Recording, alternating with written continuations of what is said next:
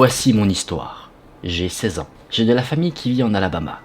Ils ont des fermes et ils ont pas mal de terrains qu'ils ont aménagés. Par exemple, mon oncle, lui, a une énorme maison avec un grand terrain dans les bois qu'il a aménagé pour la chasse ou le camping. Mes cousins m'ont proposé d'y aller pour pouvoir faire un peu de camping entre nous. Moi, je viens de Chicago, donc je n'étais pas vraiment habitué à tout cela.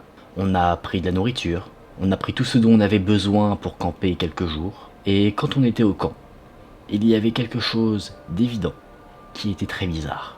Il y avait toujours une odeur bizarre, une odeur d'électricité, comme s'il y allait avoir une tempête. On s'est dit que ce n'était rien, et on s'est installé, pas loin d'une petite rivière pour nager quelques heures. À un moment donné, un homme, assez vieux, ainsi qu'un adolescent sont sortis des buissons. Ils avaient des armes à feu. Ils nous ont dit bonjour, et ils nous ont demandé ce qu'on faisait là, si loin dans la forêt. Je leur ai parlé de mon oncle, qu'on le connaissait, et qu'on était là pour camper. Les deux personnes nous ont dit d'être très précautionneux, parce qu'il y avait des animaux dangereux dans la forêt. Le jeune, qui semblait avoir mon âge, a demandé s'il pouvait rester avec nous. Nous avons accepté. Et on s'est mis à jouer au foot. C'était amusant. Ce fameux adolescent qui nous avait rejoint, Tanner, 5 de mes cousins et 4 de leurs amis, ont passé tous un très bon moment. Au total, il y avait 5 filles et 6 garçons. La moyenne d'âge était entre 15 et 17 ans. On a passé notre temps à jouer au foot, nager, boire. Donc à la fin de la journée, on était plutôt éméchés. On a décidé de retourner au camp. Et on a sorti quelques trucs pour faire un feu. Bien que là où on séjournait, il y avait des caravanes qui avaient des petites cuisines, on a décidé de cuisiner à la belle étoile. Tanner disait que sa maison se trouvait juste à côté de celle de mon oncle. Il voulait rentrer chez lui en courant et demander à son père s'il pouvait venir camper avec nous. Mon cousin Rooster a dit qu'il allait l'accompagner, car il allait bientôt faire nuit. Une des filles a voulu également les accompagner. Il était 7 heures, il commençait à faire assez sombre. Donc ils ont pris les lampes de poche et ils ont pris un des sentiers pour aller vers la propriété de Tanner. Le reste d'entre nous était détendu. Nous passions un très bon moment. Environ 30 ou 40 minutes plus tard, il y avait de nouveau cette odeur d'électricité qu'on sentait avant un orage. Par-dessus, on pouvait sentir l'odeur du feu que nous avions allumé. C'était très désagréable. C'était une odeur comme si vous veniez d'avoir un saignement de nez et que ça s'était arrêté. Ce n'était pas vraiment l'odeur du sang séché, mais c'était comme cette vilaine odeur métallique qui vous retient la gorge. On s'est dit que c'était peut-être un dysfonctionnement électrique, ou que quelqu'un avait laissé une plaque chauffante allumée, ou quelque chose de la sorte. On a cherché, mais on n'a rien trouvé. Néanmoins, on sentait tous cette odeur bizarre. Tout à coup, nous avons entendu des gens emprunter le chemin vers nous. C'était Rooster, Tanner et la fille qui était partie avec eux. Ils arrivaient en courant dans la clairière. Ils étaient quasiment à bout de souffle. Ils ont couru vers une caravane. On les a rejoints et on a attendu qu'ils se calment. Rooster pleurait. On avait laissé le feu allumé, donc l'un d'entre nous a voulu sortir pour l'éteindre et Tanner a dit « Non, verrouillez la porte d'entrée. Personne ne doit sortir. » Il pleurait. Ses yeux étaient presque injectés de sang, gonflés, et son pantalon était très sale. Il nous a raconté ce qui s'était passé. Ils étaient sur le trajet. Le père de Tanner a dit que bien sûr, ils pouvaient aller camper, mais pour s'assurer qu'ils étaient prudents sur le chemin du retour, ils devaient peut-être prendre l'un de ses fusils de chasse, au cas où. Et de toute évidence, Tanner a vu quelque chose dans leur cour, quelques jours auparavant. Un de leurs cochons était venu, quasiment déchiqueté et à moitié mangé, avant de s'effondrer sur le sol. Tout le monde a supposé que c'était peut-être des coyotes ou un animal sauvage, mais généralement, ils ne s'en prennent pas à d'autres animaux vivants. En tout cas, ce n'était jamais arrivé. Ils sont montés à l'étage de la maison de Tanner, ils ont fait quelques sacs, et le père a dit que finalement il ne prendrait pas son fusil parce que les coyotes évitent les gens. Ils sont plutôt apeurés par la présence humaine. Donc ils ont commencé à marcher vers l'endroit où nous campions. Alors que Rooster reprenait son calme et qu'il a arrêté de pleurer et de trembler, la fille, elle, regardait par la fenêtre, avec un air stupide sur le visage. Il disait qu'ils étaient arrivés à mi-chemin dans les bois vers le camp, quand ils ont commencé à entendre quelque chose dans la forêt. Il faisait quasiment nuit noire à ce moment-là, donc ils n'étaient pas sûrs de ce que c'était. La fille a dit qu'elle avait entendu quelque chose dans les buissons, juste à côté du sentier, et ils ont tous braqué leur lampe de poche dans sa direction. Il y avait quelqu'un qui se tenait dans les bois, dans un petit creux entre les buissons. Rooster a dit qu'il lui avait crié dessus, et qu'il lui avait fait peur. C'est à ce moment-là qu'ils se sont rendus compte que la personne dans les buissons leur faisait face. Ils ont continué à marcher, et ils ont commencé à sentir l'odeur étrange d'électricité. Ils ont regardé du côté opposé, dans la forêt, et il y avait un mec qui se tenait là, un peu en arrière sur le chemin. Les trois jeunes ont commencé à marcher rapidement. Tanner, lui, se dit qu'il aurait dû prendre le fusil. Et alors qu'ils étaient en train de raconter leur histoire, L'odeur d'électricité est rentrée à l'intérieur de la cabine. Ils disent qu'après avoir commencé à marcher plus vite, une sorte de bruit semblait venir des deux côtés du bois. Alors qu'ils commençaient à se rapprocher de la caravane, la fille a dit qu'elle avait allumé sa lampe de poche, dans les bois, pour regarder si elle voyait quelque chose à côté d'eux. Et elle a vu quelque chose se secouer au travers du feuillage. Le son est devenu de plus en plus fort, et quand ils ont aperçu la lumière de notre feu de camp, quelque chose était là, sorti de sa cachette, à environ 40 mètres derrière eux, sur le chemin. C'est là qu'ils ont commencé à courir aussi vite qu'ils le pouvaient, vers les caravanes.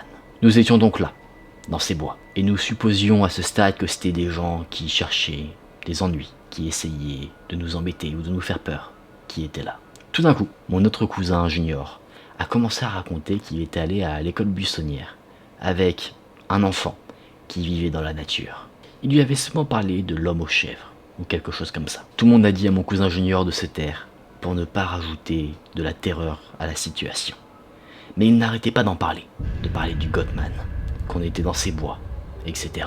Moi, je n'avais jamais entendu parler de cet homme chèvre, de ce Gottman, ou quoi que ce soit. C'était une sorte de légende urbaine, comme le Wendigo. Et il y avait quelque chose d'assez terrifiant avec cette histoire, c'est que en parler, ça pouvait nous attirer l'œil du Gottman, et c'était très mauvais signe si on voyait. N'oubliez pas que j'avais 16 ans, donc j'avais peur. Mon cousin a dit « Le Gottman va entrer et nous attraper ». Les filles étaient terrifiées. Mes cousins et moi essayions de savoir si c'était un animal qui rôdait dans les bois, ou si c'était simplement un groupe d'êtres humains qui voulaient nous faire peur. Tout d'un coup, l'odeur d'électricité qui était dérangeante s'est en allée. Depuis ce jour, je n'ai rien vécu de tel. Généralement, les odeurs s'estompent au fur et à mesure, elles diminuent. Là, ça a été littéralement en une seconde. Nous avons attendu dans la caravane, peut-être 1 heure, et alors que la terreur qui s'était emparée de nous commençait à partir, nous avons décidé de retourner dehors pour rallumer le feu de camp. On se disait que c'était juste des abrutis qui essayaient de nous faire peur. Donc on a décidé de rester là la nuit et de ne pas rentrer chez nous. On pensait qu'ils nous attendaient sur les chemins dans les bois, et que si on reprenait ces chemins de nuit, ils viendraient nous embêter. Cette nuit-là, rien d'autre de bizarre ne s'est produit. La nuit a passé, et ayant un peu oublié ce qui s'était passé, nous avons décidé de rester une nuit de plus. Encore une fois, il ne se passait pas grand-chose, sauf vers 1 heure du matin, alors qu'on était en train de se saouler et de se raconter des histoires de fantômes. Quelqu'un venait de raconter une histoire effrayante. Je ne me souviens plus de quoi. Mais ce dont je me souviens, c'est que l'odeur d'électricité était revenue.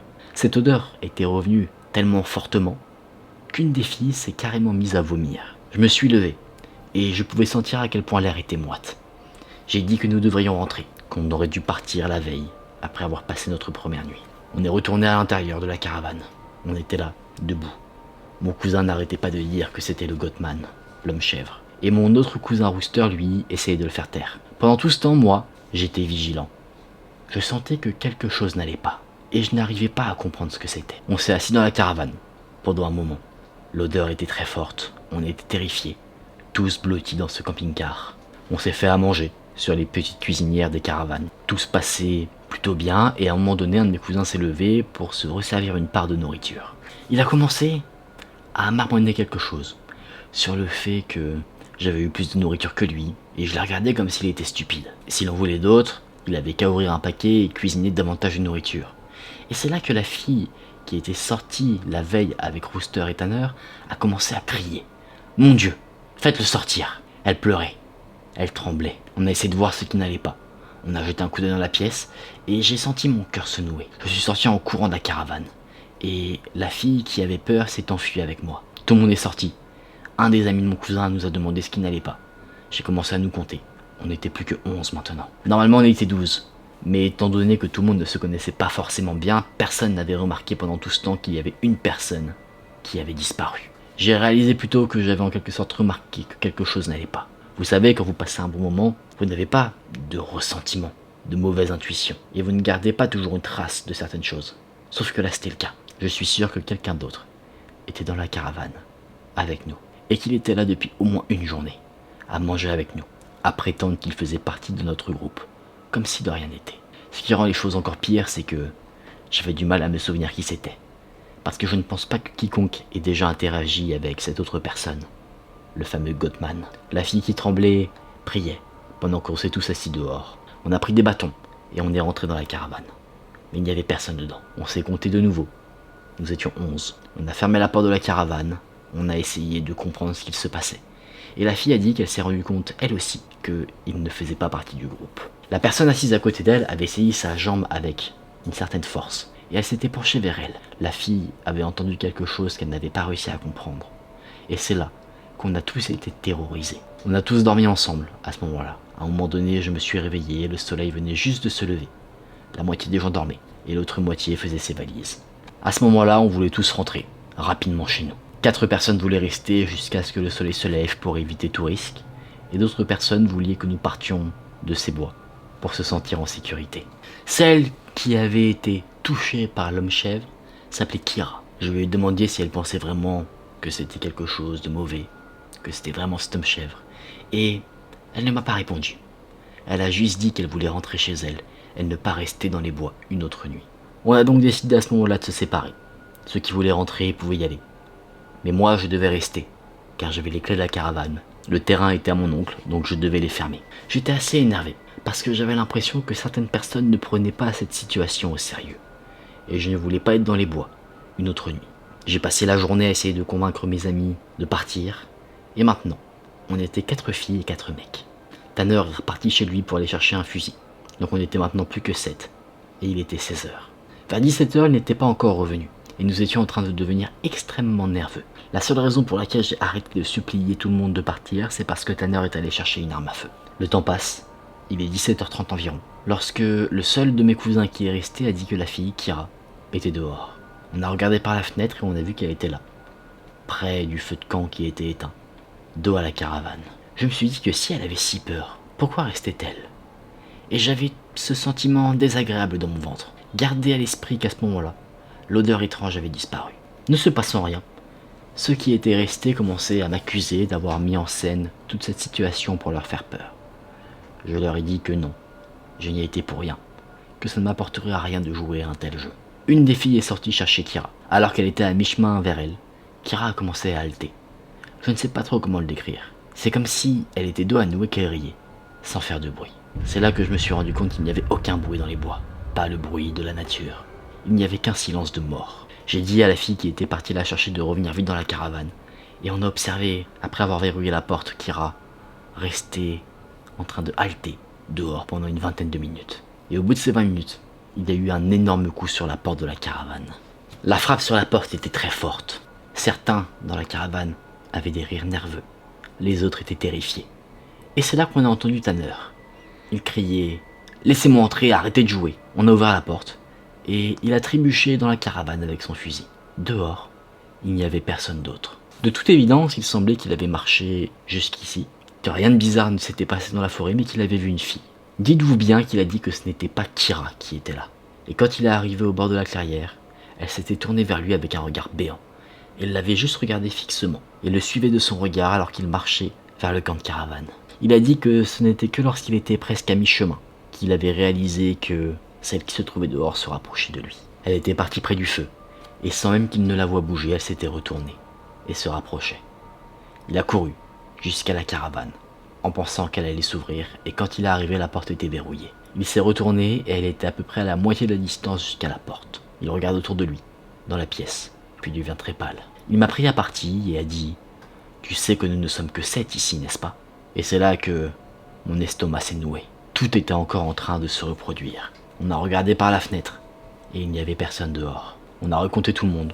Mais avant cela, j'ai dit « Combien étions-nous juste avant ?» Tout le monde m'a répondu 8. Et en faisant le décompte de chacun, on s'est rendu compte qu'on n'était plus que 7. Tanner avait ramené quelques boîtes de munitions, ainsi que son fusil. Il a dit à son père qu'il y avait une sorte d'animal dans la forêt, parce qu'il ne pensait pas que son père le croirait, s'il disait que c'était le fameux Gottman, l'homme chèvre. Maintenant, j'étais terrifié. Mais je me sentais un peu mieux parce qu'on avait enfin de quoi se défendre. L'ambiance dans notre groupe était assez compliquée. Tout le monde était terrifié. Des disputes commençaient à éclater. J'essayais d'être drôle et de faire des farces pour que l'atmosphère se détende un petit peu. Mais tout le monde était à bout de nerfs. Tout le monde avait peur, parce que quelqu'un arrivait à se faufiler dans la caravane sans qu'on s'en rende compte.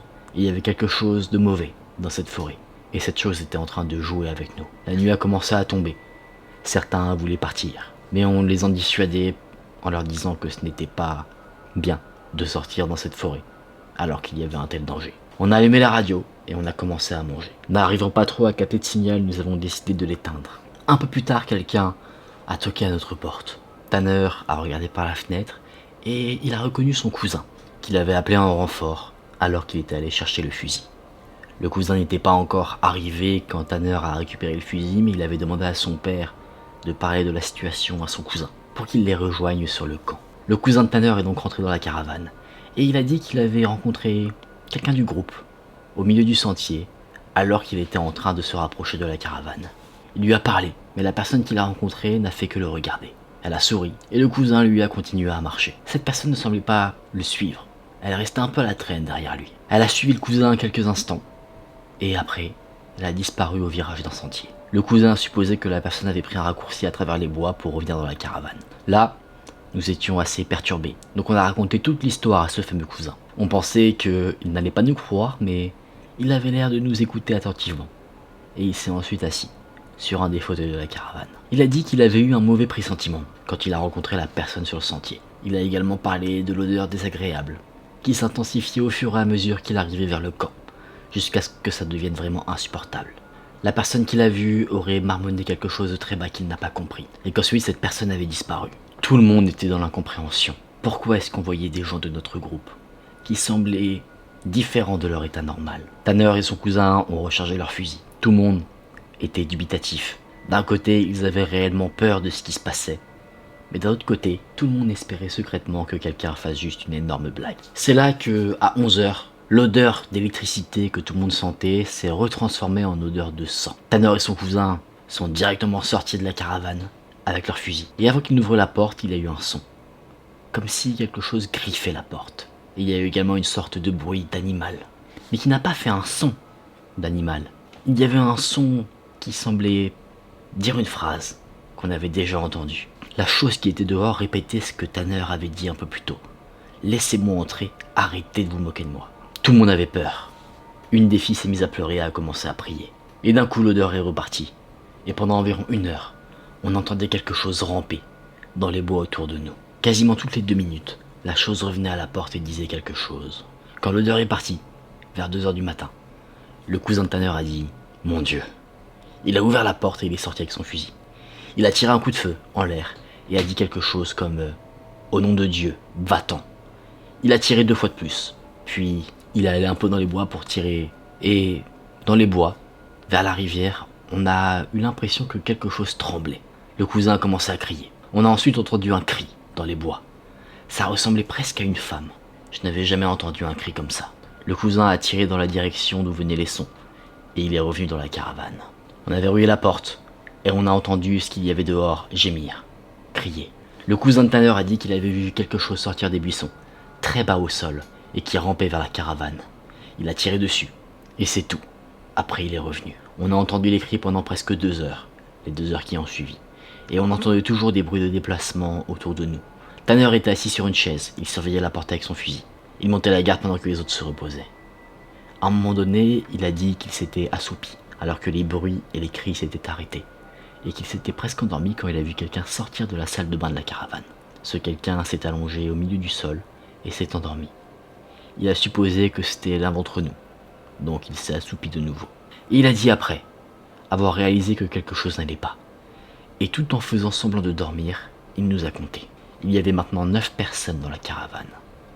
En gros, il ne voulait pas essayer de tirer sur ce truc, et que, s'il se rate, la chose nous tue tous. Ou que son cousin se réveille et commence à tirer, et qu'on s'entretue mutuellement. Donc il est resté éveillé, après s'être assoupi pendant toute la nuit, et il faisait simplement semblant de dormir. Il a dit que parfois la chose se levait, et faisait quelque chose d'étrange, comme si la personne se levait pour rigoler, mais qu'elle se recouchait après. L'histoire se termine là, sans explication, parce que de mon point de vue, rien ne s'est réellement passé, sachant que je dormais. Quand on s'est réveillé, j'ai remarqué que Tanner était un peu nerveux, et qu'il évitait de nous regarder. Tous. On a donc pris notre petit déjeuner, on a fait nos valises et on est parti, jusqu'à sa maison.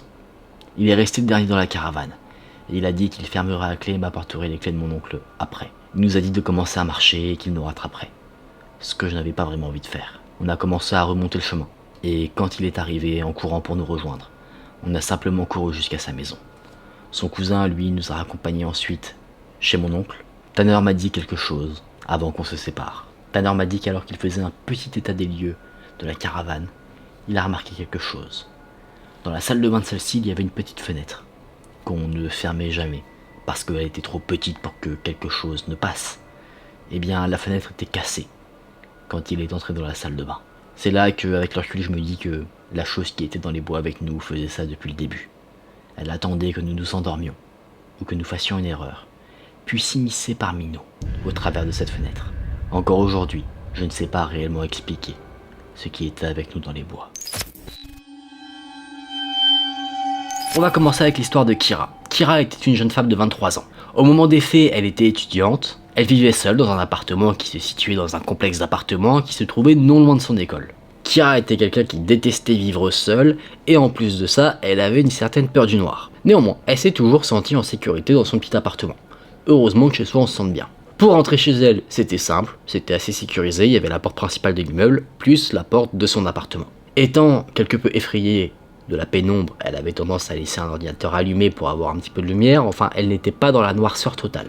À chaque fois, elle ferme sa porte à clé, comme tout le monde, sauf une fois où elle a zappé. Donc un week-end, elle était en train de boire un verre avec des amis. Tout s'est bien passé, et pour rentrer chez elle, elle a décidé de prendre un taxi. Taxi qu'elle a partagé avec un inconnu. Cet inconnu se rendait dans le même quartier qu'elle, donc bon, ils ont partagé la course, comme ça faisait un peu moins cher. Le taxi a déposé Kira et le jeune homme non loin du complexe d'appartements, ils ont parlé un petit peu sur le trajet, et ils se sont séparés à la porte d'entrée du bâtiment de l'appartement de Kira. On avance de quelques semaines, on est de nouveau le week-end, Kira est chez elle tranquillement, elle regarde une série, et à un moment donné, elle s'endort. On était la nuit. À un moment donné, elle se réveille. Elle se réveille parce qu'elle entend une voix. Elle n'arrivait pas à entendre ce que la voix disait, mais elle arrivait à entendre qui pouvait dire certaines choses. C'est-à-dire qu'elle comprenait que la voix appartenait à un homme. Kira ouvre les yeux, et elle voit une ombre au niveau de la porte de sa chambre. Là, Kira est tétanisée. Elle ne peut pas crier, elle n'arrive à penser à rien. Elle est juste là, figée, à regarder l'ombre devant la porte de sa chambre. À un moment donné, elle reprend un peu ses esprits et elle murmure « Qui êtes-vous » L'homme s'approche d'elle, il lui murmure « Tu ne te souviens pas de moi ?» Immédiatement, Kira comprend que l'homme est ivre. Elle reconnaît aussi que cet homme, bon ça je suppose que vous l'avez deviné, c'était le jeune homme du taxi. Donc d'un côté, ça rassure Kira de se dire « Ok, je vois qui c'est pas un mec vraiment lambda que j'ai jamais vu de ma vie », mais d'un autre côté, ça la terrifie. Kira joue la carte de la sécurité. Elle va pas crier sur le mec en disant « Mais casse-toi d'ici, qu'est-ce que tu fous chez moi ?» Elle va adopter un ton très calme pour lui demander ce que cet homme fait chez elle. Et l'homme va dire « Je pensais à toi. » Il a dit « J'ai vu que tu avais laissé des choses allumées. J'ai éteint ton ordinateur portable, tes lumières. » Et après ça, il a souri. Kira, elle est toujours allongée dans son lit. Elle écoutait pas trop ce que le mec disait, elle était plus occupée à se dire « Mais comment il est rentré jusqu'ici ?» Elle lui pose donc la question, et l'homme dit qu'il a sonné à l'interphone en bas de l'immeuble. Chez elle, elle a pas répondu, normal, elle dormait. Du coup, il a sonné chez les voisins ont ouvert. Ensuite, il a retrouvé l'appartement avec le nom sur les boîtes aux lettres de Kira. Et ensuite, justement, comme je l'ai dit au début de l'histoire, Kira avait laissé sa porte ouverte. Donc en fait, il est rentré dans l'appartement comme si c'était chez lui. Kira pense que l'homme a vu la peur dans ses yeux. Parce qu'il s'est retourné un moment et a dit « Je pense que je vais y aller ».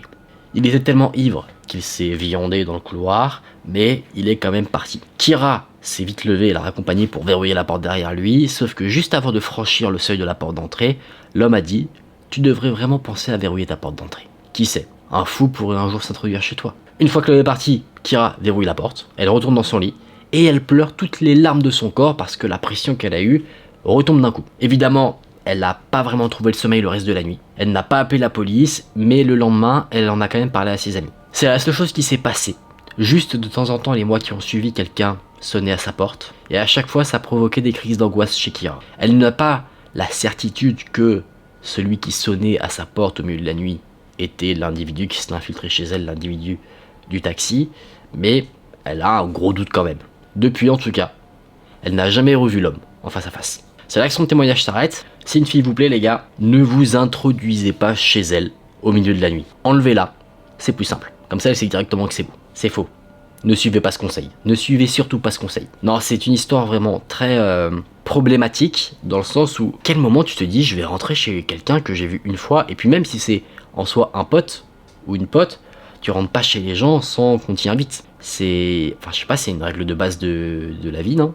Après, je suis peut-être totalement en décalage, mais pour moi, c'est quelque chose qui ne se fait pas. Peut-être que vous allez me dire en commentaire, mais si, ça se fait, etc., etc. Enfin, tant que c'est pas chez toi, pour moi, tu rentres pas comme ça, hein. Ça se fait pas. Là, on va voir le témoignage de Ashley. C'est un témoignage qui est très dur pour elle.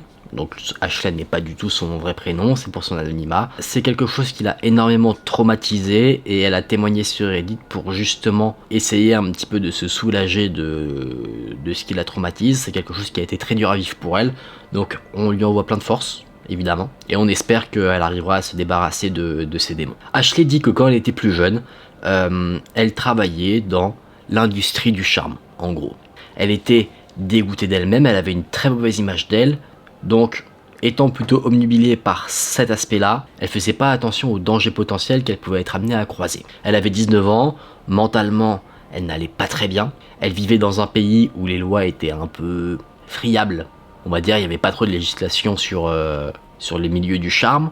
Et en plus de ça, elle était très seule et très isolée. Donc, ça a créé un milieu pour Ashley où elle a souvent été blessée psychologiquement, physiquement même. Et il y a une fois où ça a été pire que les autres. Elle devait donc fréquenter quelqu'un. On va l'appeler Tommy.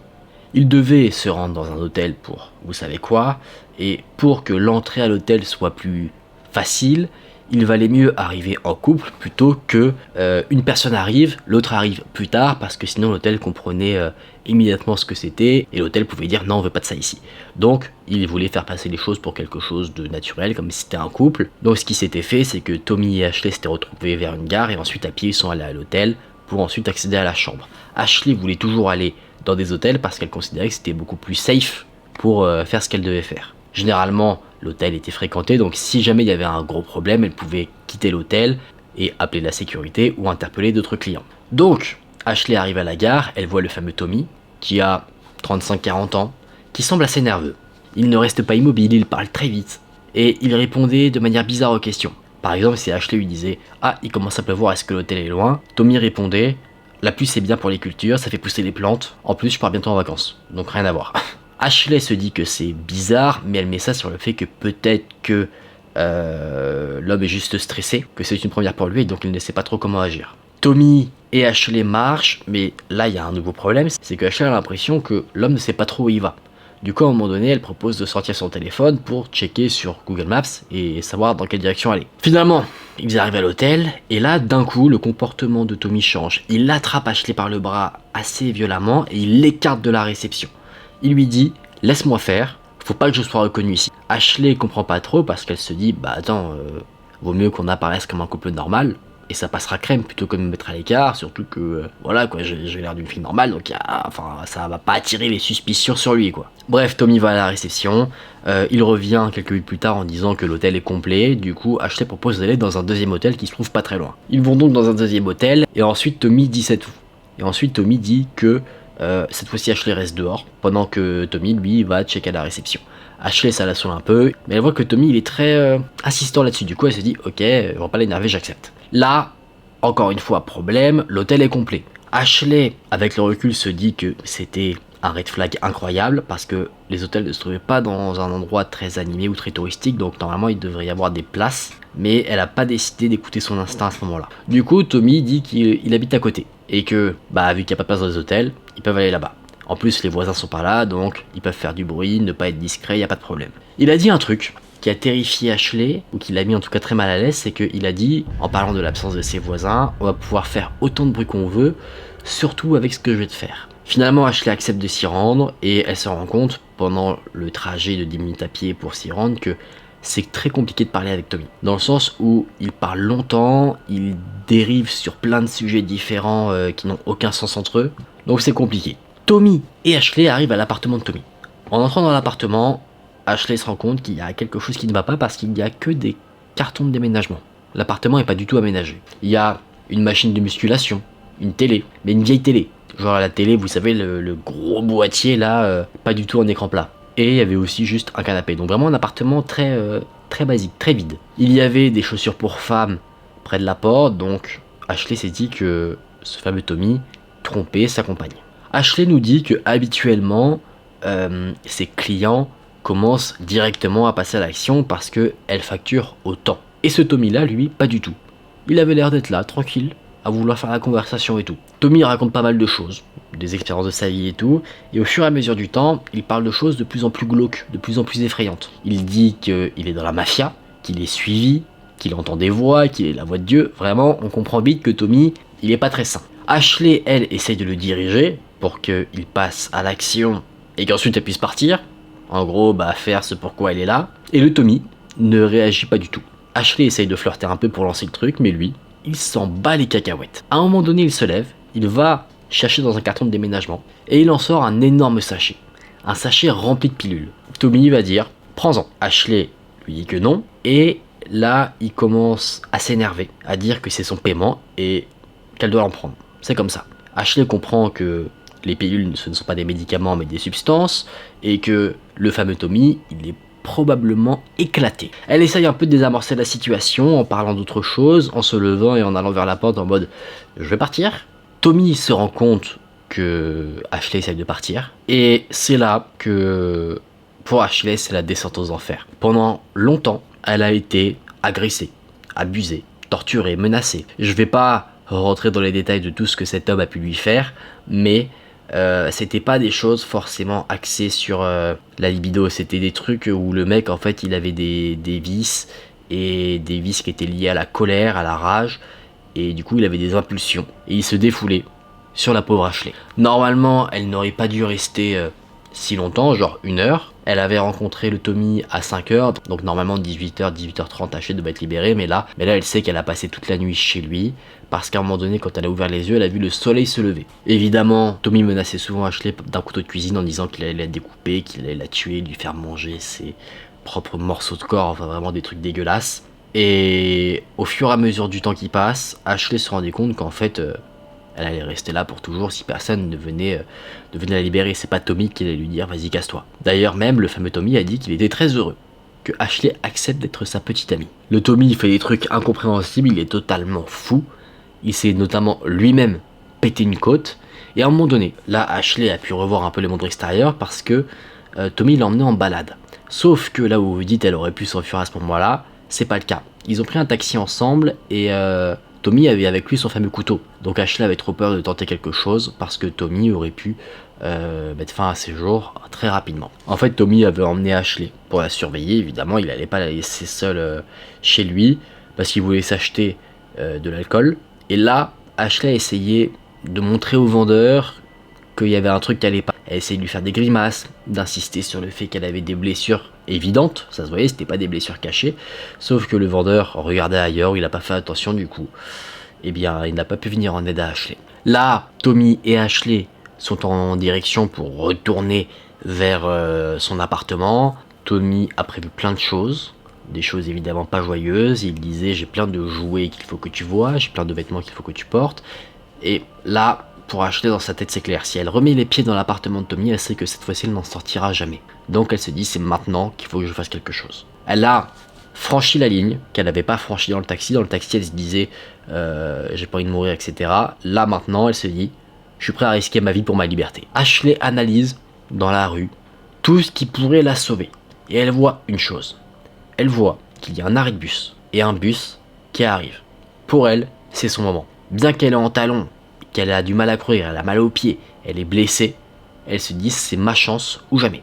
Du coup, elle tape son plus gros sprint en direction de cet arrêt de bus. Elle arrive à monter dans le bus, elle dit au chauffeur de reprendre la route tout de suite. Il y avait personne qui attendait à l'arrêt, donc il n'y avait pas de problème. Le chauffeur a dit ok, il a demandé à Ashley si tout allait bien. Vraiment un chauffeur très gentil. Ashley s'est mise à pleurer, parce qu'elle a affaire à deux extrêmes. Il y avait d'un côté Tommy, très violent, très malsain, genre le diable sur terre, et ce chauffeur de bus, très gentil et très attentionné. Donc on va dire cet ascenseur au niveau de ses interactions, ça la chamboule totalement. Elle a vu Tommy quand le bus est parti, parce que le bus est passé à côté, il avait l'air enragé. Mais fort heureusement, Ashley a réussi à rentrer chez elle. Un peu plus tard, elle a trouvé sur son mur Facebook un message de lui, et en fait, le truc c'est que Ashley avait laissé son sac chez Tommy, du coup il y avait sa carte d'identité à l'intérieur et il a pu retrouver son vrai nom.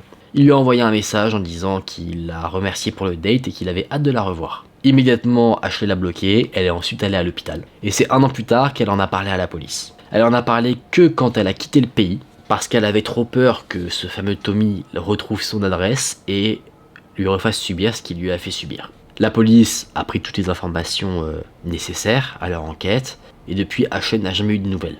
Donc elle ne sait pas s'il a été arrêté, s'il a déménagé, s'il a été retrouvé ou pas. Ça, elle en a absolument aucune idée. C'est là que le témoignage d'Ashley se termine. Je vous l'avais dit, c'est un témoignage très dur. On se doute forcément que les métiers comme ça, où tu es dans la rue directement, ce sont pas les métiers les plus simples du monde, et tu peux avoir affaire effectivement à des gens très creepy. Mais imaginez tomber sur quelqu'un, peu importe le métier que vous faites, hein, vous tombez sur quelqu'un comme Tommy. Imagine, genre t'es juste plombier, et il t'appelle et puis il t'enferme chez lui et il te fait tous ses sévices. C'est incroyable. Et là on peut se poser des questions, parce que ce Tommy est clairement un psychopathe. C'est, est-ce que il a fait ça qu'à Ashley, ou est-ce que il l'a fait à d'autres personnes? Est-ce qu'il est même allé plus loin avec d'autres personnes, c'est-à-dire il les a tués, et du coup c'est pour ça qu'il n'y a pas eu de plainte vis-à-vis de lui? Ou est-ce que peut-être même il est déjà connu des services de police? Ça reste dans la part de mystère de cette histoire. L'histoire prend place dans les années 2000. Maïva, qui avait 15 ans, était quelqu'un qui s'ennuyait beaucoup parce qu'elle avait déménagé dans une nouvelle ville suite à une mutation de son père. Et du coup, eh bien, vous savez, quand on arrive dans une nouvelle ville, on n'a pas forcément d'amis, on n'a pas de repères. Donc, elle n'avait pas encore commencé les cours dans sa nouvelle école. On était été et elle cherchait une occupation. Ce qu'elle avait décidé de faire, c'est de parcourir un petit peu des forums de discussion. Elle était assez prévoyante, précautionneuse sur le fait d'utiliser ce genre de forum, c'est-à-dire qu'elle ne donnait pas d'informations personnelles ou compromettantes vis-à-vis d'elle, elle était juste là pour parler, et en fait elle avait trouvé des formes de discussion pour des personnes qui se trouvaient dans sa nouvelle région, donc elle se disait que grâce à ça, elle pourrait faire connaissance. Tout s'est très bien passé. Le temps a passé, là on fait un bond dans le temps, et Maïva est maintenant une adulte, qui est maintenant mariée, et qui était également enceinte. Petite anecdote, elle a trouvé son mari sur le forum de discussion, elle l'a rencontré dans la vraie vie, et derrière, tout s'est bien passé. Et derrière, le feeling, l'amour fou, mariage et enfant. Du coup, de par cette très bonne expérience sur les formes de discussion, eh bien Maïva continue de les utiliser, notamment pour parler avec son mari ou avec des amis alors qu'elle est au travail, ou que lui est au travail. C'est quelque chose qui est resté dans ses habitudes. Quand l'enfant de Maïva et de son mari a atteint les 6 mois, ils ont emménagé dans un appartement plus grand. Il se trouve que son mari parfois travaillait jusqu'à très tard, donc elle se retrouvait seule le soir, et du coup pour passer le temps en attendant que son mari revienne du travail assez tard, elle parcourait toujours les forums de discussion, et une fois il s'est passé quelque chose d'étrange. Elle a reçu un message d'une personne qui semblait être une femme. Elle se dit que peut-être c'est une personne à qui elle avait parlé il y a longtemps et qui venait prendre des nouvelles. C'est ce que la conversation semblait paraître au début en tout cas. Tout semblait, à première vue, totalement normal. Sauf que, à un moment donné, la personne avec qui elle parle lui envoie une photo, et là elle se dit mais je sais pas si cette personne je l'ai déjà vue ou pas. Elle ne saurait pas dire je ne l'ai jamais vue, mais elle saurait pas non plus dire oui ça me parle. Maïva continue la conversation, elle pense à un moment donné que c'est peut-être son mari ainsi que un de ses amis qui lui font une farce parce qu'ils ont déjà fait ce type de blague, faire un faux compte pour embêter un petit peu Maïva. La conversation devient de plus en plus étrange et à un moment donné, la personne envoie une photo d'un homme, elle dit que c'est un de ses amis et elle demande comment Maïva le trouve. C'est là que Maïva comprend que c'est pas son mari ni un ami qui fait une blague, elle se dit que c'est juste une personne chelou. Et elle comprend d'ailleurs, en plus de ça, que cette personne chelou n'est pas une femme, mais un homme, et l'homme de la photo. Qu'en fait, cet homme se fait passer pour une femme pour pouvoir peut-être parler plus facilement avec Maïva. Maïva met rapidement fin à la conversation, elle ne répond plus à aucun message, et étant assez perturbée par ce qui s'est passé, les jours qui suivent, elle décide carrément de supprimer son compte sur les forums de discussion. On pourrait se dire que l'histoire prendrait fin ici, mais non, c'est pas le cas. Une semaine plus tard ou un peu plus, le frère du mari de Maïva ainsi que sa femme viennent passer un petit week-end tranquillement dans le nouvel appartement de Maïva pour voir un petit peu à quoi il ressemble et pour passer un petit week-end en famille. Eux aussi avaient des enfants. Le mari, lui, travaillait ce jour-là, il devait travailler un petit moment, du coup il n'était pas là. Donc tout le monde était un petit peu affairé à préparer le repas, à faire des trucs. Tout le monde rigolait, ça se passait très bien, il y avait vraiment une très bonne ambiance. Et à un moment donné, le téléphone a sonné. Maïva a répondu au téléphone. Et en répondant, elle entend une voix masculine de l'autre côté de la ligne qui lui dit « Bonjour Maïva ». Mais avec un ton vraiment très creepy. Et en plus de ça, le ton était creepy mais assez bas. C'était très bizarre comme son à entendre selon Maïva. C'était tellement bizarre que d'un coup ça lui a fait un pic à l'estomac. Maïva a demandé qui était à l'appareil. Le frère de son mari a remarqué que quelque chose n'allait pas, du coup il y allait dans la chambre, là où il y avait un téléphone également, et vous savez, avec les téléphones fixes, des fois si quelqu'un est en train de téléphoner, on peut entendre la conversation si on prend un autre téléphone de la même ligne dans la maison. C'est ce que le frère du mari a fait, sauf que la personne qui avait appelé l'a entendu. Donc quasiment 10 secondes après que le frère du mari ait pris le téléphone pour écouter, eh bien la personne qui a appelé a dit « Oh, je vois que vous n'êtes pas seul ». Cette fois-ci, il n'avait pas un ton très calme, presque effrayant, mais un ton agacé. Et après avoir dit ça, il a raccroché. Ça a ajouté un froid, parce que cette ligne téléphonique-là, Maïva ne l'avait pas depuis longtemps, donc elle n'était pas encore enregistrée sur les annuaires ou des trucs où on pourrait trouver son numéro de téléphone, donc elle ne sait pas comment en fait cet individu aurait pu avoir son numéro de téléphone.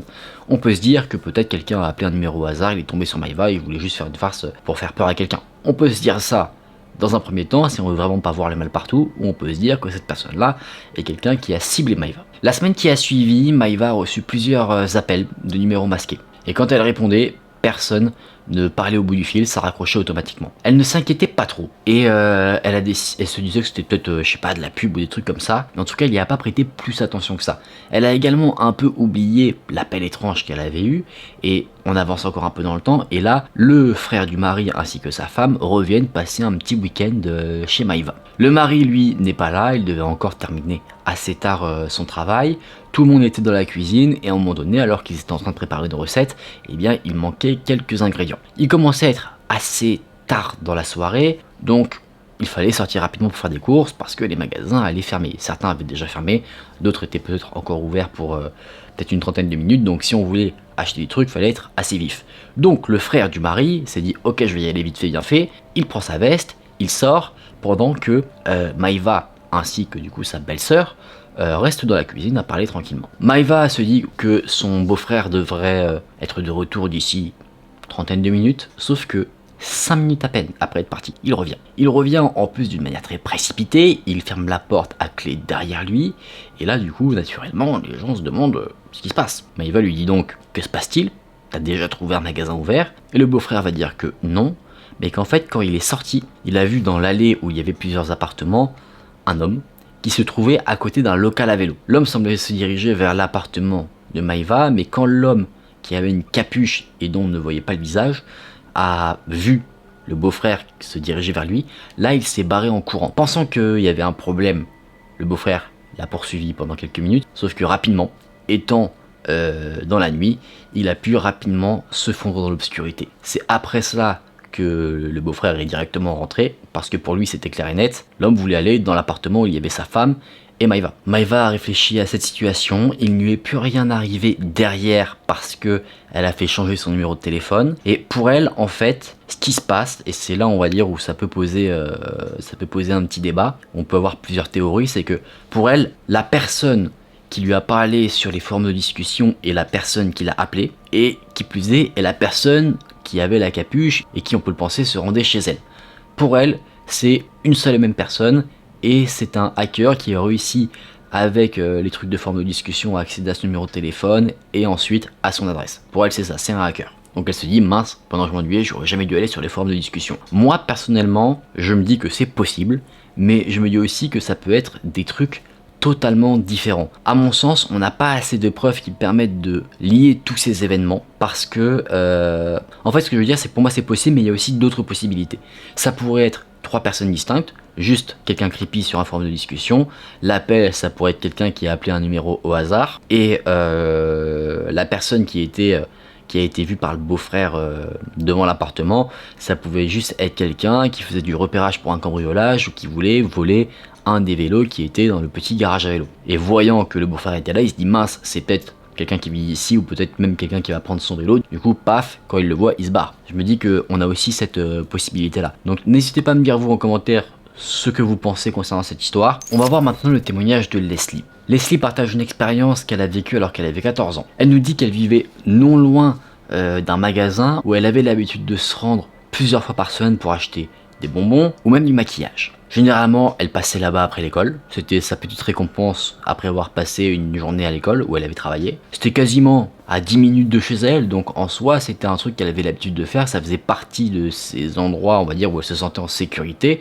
Donc, elle ne pensait pas qu'une expérience de la sorte, l'expérience qu'elle partage, pouvait se produire. Au moment des événements, Elle était en train de faire la queue pour payer du maquillage et quelques bonbons qu'elle avait qu'elle comptait s'offrir. Elle faisait la queue, il y avait un petit peu de monde, et à un moment donné, elle sent une sorte de chatouillement derrière elle. Et dans un premier temps, elle n'y prête pas forcément attention.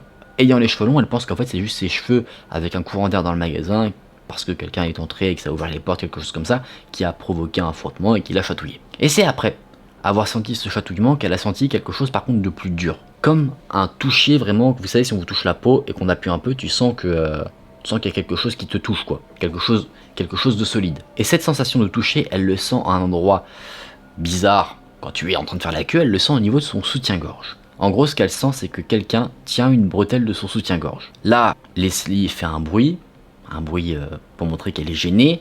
Elle fait un pas vif.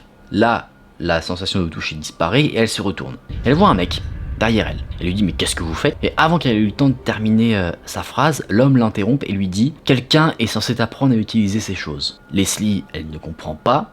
Du coup, elle fait un quoi? Et le mec lui répond ton soutien-gorge. Tu n'as personne pour t'apprendre comment le mettre? Là, Leslie se rend compte que elle avait un t-shirt en fait avec un col assez large, pas décolleté mais assez large. Et du coup, en fait, au niveau du dos, on voyait un petit peu son soutien-gorge qui pouvait dépasser. C'est pas quelque chose du tout de problématique ou quoi que ce soit, mais le mec, lui, il en a profité pour choper la bretelle à ce moment-là.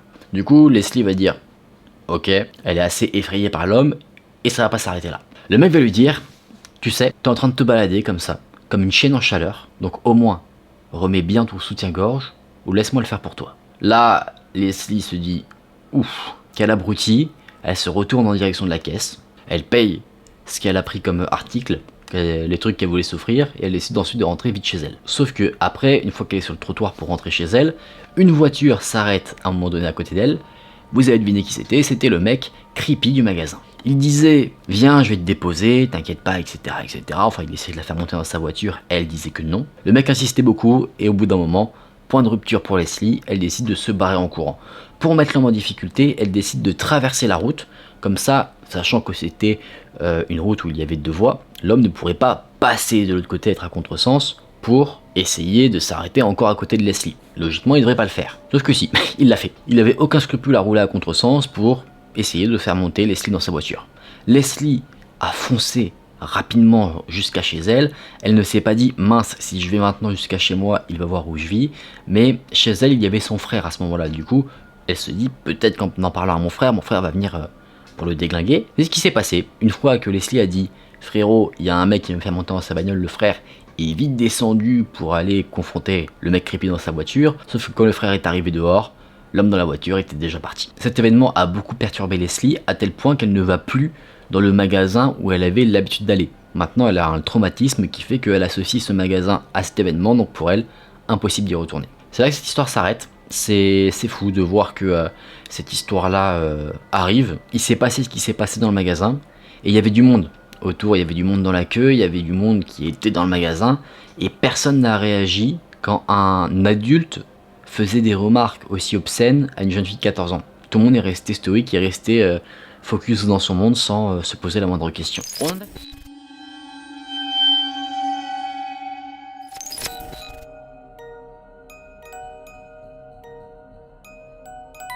Il y avait une écolière japonaise qui insistait beaucoup auprès de ses parents pour qu'elle se fasse percer les oreilles. Ses parents refusaient, ils ont refusé à chaque fois, mais elle n'a jamais renoncé à essayer de les convaincre. Un jour, ses parents ont abandonné. Ils lui ont prêté de l'argent pour qu'elle puisse enfin accomplir ce qu'elle voulait, se faire percer les oreilles. Très joyeuse, quelque chose a germé dans son esprit. Elle s'est dit qu'elle allait garder l'argent et se percer les oreilles elle-même.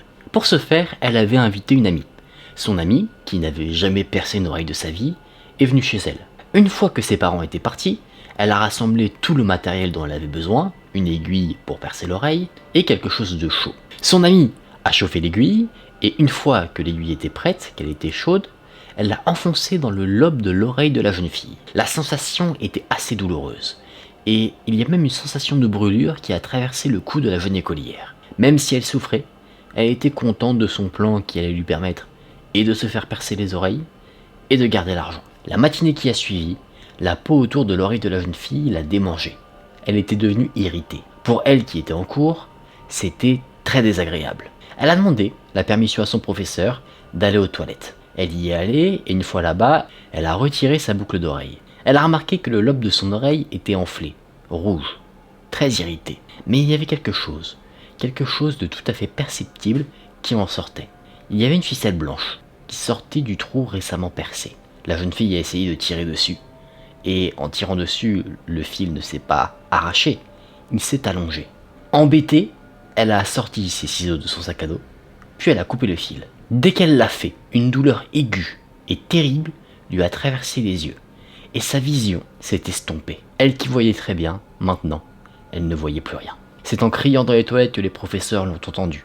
Ils l'ont trouvé, et d'urgence ils l'ont transporté dans l'hôpital. Un médecin l'a examiné, il a trouvé ce qui n'allait pas, et il a parlé à la jeune fille. Il lui a dit « Mademoiselle, ce que vous avez coupé n'était pas une ficelle, c'était votre nerf optique. » C'est là que cette histoire s'arrête. Ça c'est une histoire totalement fictive parce que il ne me semble pas que le nerf optique passe par l'oreille.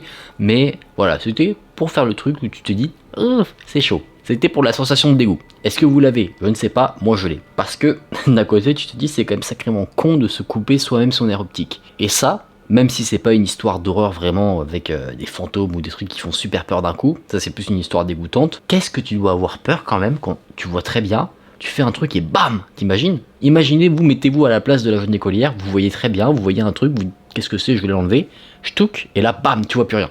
D'un coup, net, comme si t'appuyais sur un interrupteur. C'est horrible. Et en plus, il me semble que tu coupes ton nerf optique, je crois pas que ça je crois que c'est fini quoi, c'est... Ouais, c'est très chaud. Et si maintenant on passait à une seconde histoire?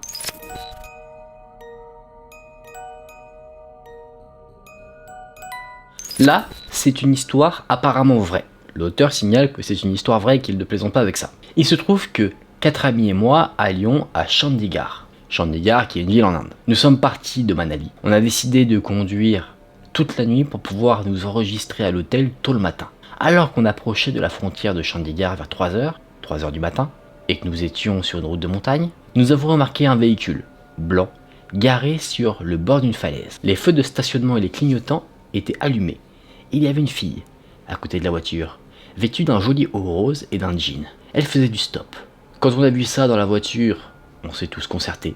On s'est demandé si on devait s'arrêter, l'aider ou pas. On a fait un vote. 3 étaient pour et 1 était fortement contre cette idée, en disant qu'il avait un mauvais pressentiment. J'ai ralenti la voiture près d'elle, j'ai baissé la vitre, quand mon ami a crié, l'ami qui était contre, « Conduis, roule, ne t'arrête pas !» Sans réfléchir, et étant stressé par rapport à ce qu'il m'avait dit, j'ai appuyé sur l'accélérateur. En passant à côté d'elle, la voiture s'est remplie d'un parfum.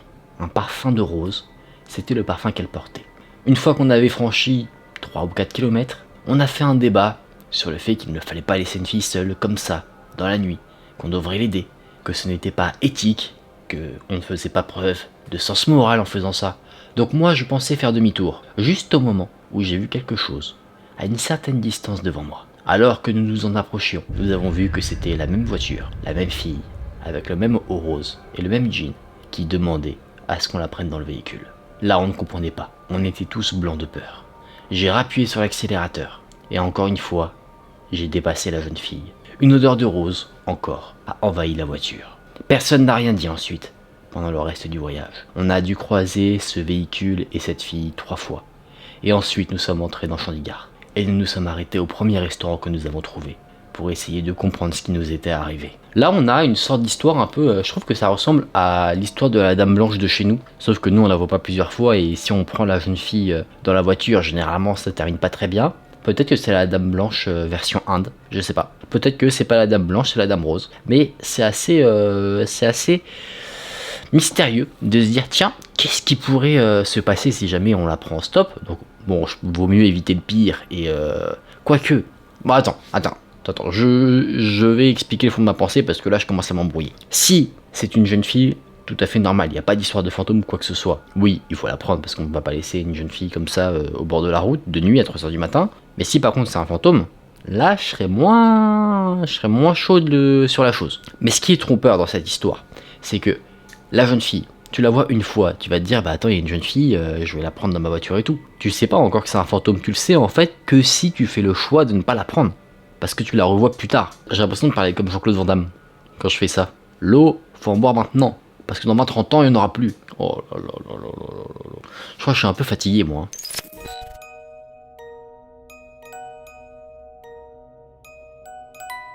Là, on va voir une nouvelle histoire. Quelqu'un qui a raconté son histoire où il répond à la question: quelle est l'expérience la plus effrayante que vous avez eue dans votre vie? Oui, c'est chaud. J'étudie dans un collège à Mumbai. Je logeais dans une auberge, rattachée au collège. C'était quelque chose d'amusant, de vivre avec des amis.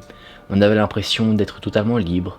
On mangeait que de la malbouffe mais qu'on appréciait. Et on était à une période où nos examens approchaient. Après avoir fini le dîner, j'ai décidé d'aller étudier dans la salle de lecture qui était pas très loin de l'auberge. Comme la plupart d'entre nous le savent, la nourriture dans l'estomac et un lit dans la chambre sont une combinaison mortelle, surtout avant les examens. En gros, il dit que si t'as bien mangé et que après tu vas travailler, généralement tu vas avoir tendance à t'assoupir. Mes amis ont dit qu'ils viendraient aussi, mais je suis quand même allé avant eux là-bas, pensant que je pourrais réviser un petit peu, parce que je savais qu'en venant, ils allaient me distraire. Vers 21h45, j'ai entendu le bruit d'un feu d'artifice. Je me suis demandé s'il y avait un match de cricket qui se jouait ce jour-là, ou s'il y avait un mariage dont le cortège traversait la route principale. J'ai eu du mal à garder mes pensées à cause du bruit. Je n'arrivais pas trop à me concentrer sur le livre devant moi. Et d'un coup, un vieux monsieur est entré en courant dans la salle de lecture.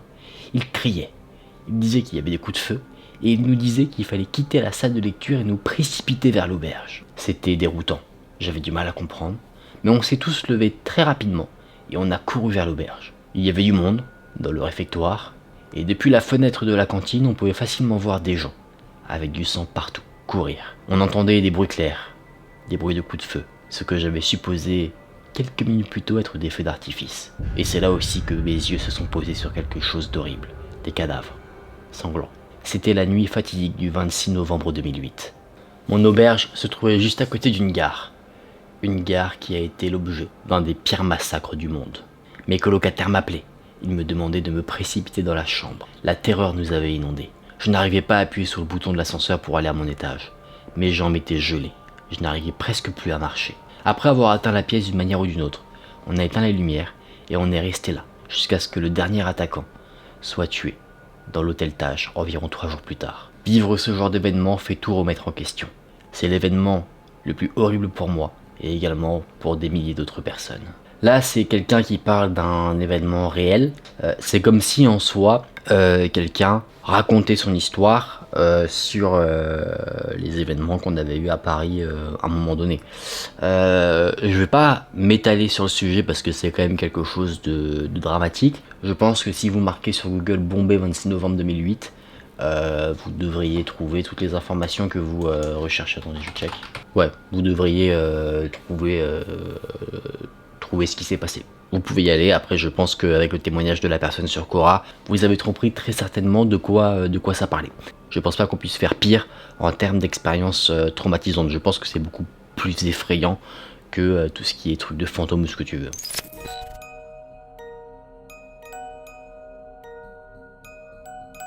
Là, on va voir l'histoire de quelqu'un qui a répondu à la question: quelle est la chose que vous avez vue ou que vous avez entendue qui est la plus effrayante pendant que vous dormiez ou que vous étiez censé dormir? La phrase que la personne a entendue, c'est « Silence, tu vas la réveiller ». La voix venait juste de l'extérieur de la fenêtre de ma chambre. J'étais presque endormi quand je l'ai entendue. Et après ça, j'étais bien éveillé. Les fenêtres de ma chambre sont hautes et donnent sur ma cour arrière. Cette partie de ma cour est très étrange. Elle n'est pas très grande, elle longe l'arrière de la maison jusqu'à une certaine distance de chaque côté. Je plaisantais souvent en disant que ce serait un endroit idéal pour pratiquer le tir à l'arc, un endroit assez en longueur. Donc me voilà, aujourd'hui, avec une sorte de boogeyman dans mon jardin. Je savais que les personnes qui étaient là avaient juste à ouvrir la porte de la buanderie, l'ouvrir et j'étais foutu. Je me disais, est-ce que j'ai franchi cette porte récemment? Est-ce que je l'ai verrouillée? Est-ce que j'ai verrouillé la porte du couloir? Porte qui s'ouvrait juste en face de ma chambre. Et mon cœur, lui, battait la chamade. J'ai tendu la main, je l'ai posée sur mon téléphone et j'étais prêt à appeler la police. Et j'ai entendu un plouf, suivi d'un autre avertissement. Restez silencieux. Là, j'ai posé le téléphone parce que j'ai réalisé que j'étais en sécurité. La conversation que j'ai entendue en fait provenait de la piscine du voisin, dont la cour se trouve juste à côté de la mienne. Mon cœur s'est arrêté de battre assez longtemps pour que j'écoute un peu plus longtemps. Je ne parle pas trop fort. Il est temps d'entrer. Juste un peu plus longtemps. J'étais totalement rassuré.